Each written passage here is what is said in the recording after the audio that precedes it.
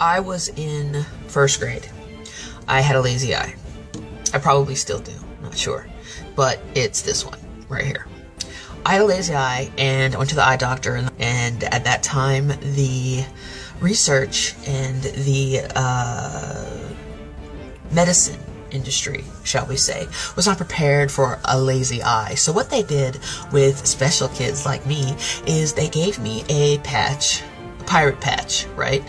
And basically they made you wear it over the eye that wasn't lazy. So if this was my lazy eye, I had to wear a patch over this eye for a year. I can taste the memory. It fucked me up so bad. So I had to put the patch on my eye. Apparently what that does is it forces the other eye to work harder and be stronger. Call me crazy. So say I had like a Tyrannosaurus Rex arm, right? You know how they have like teeny little baby arms? But they're huge predators, and they're you know, they're intense and they're strong, but they have little baby arms. So say I had a little Tyrannosaurus Rex baby arm, and then I had, you know, a normal size arm. If that ginormous arm was like pinned behind my back for a year, would all of a sudden that baby arm become stronger and bigger and more effective because I'm forced to use it more?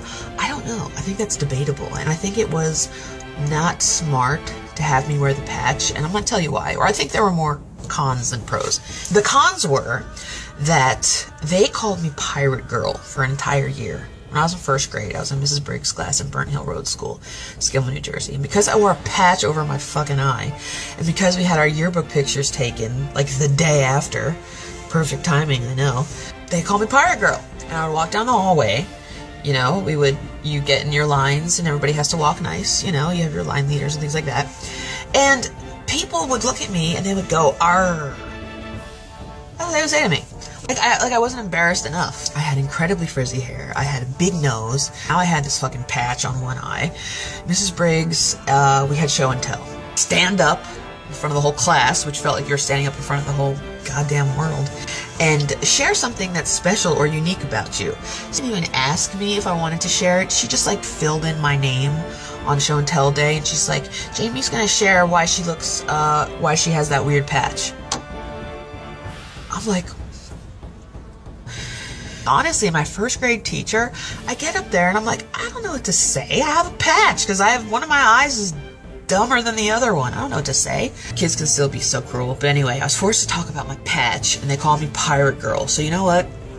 After a while of jokes and people making fun of me, because I was weird looking enough already, I was kind of like, you know what? I'm going to make this work for me. And I'm gonna flip the script on everybody. And maybe that's where like a little bit of an entertainer in me was born. Because I was like, you know what?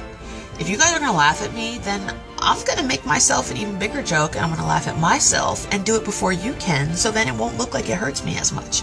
Now I have to fake it. If I have to fake it till I make it, then so be it. You wanna guess what I was for Halloween that year? I'll give you a second. I was a pirate. I would always laugh whenever we read stories in school and a pirate came up.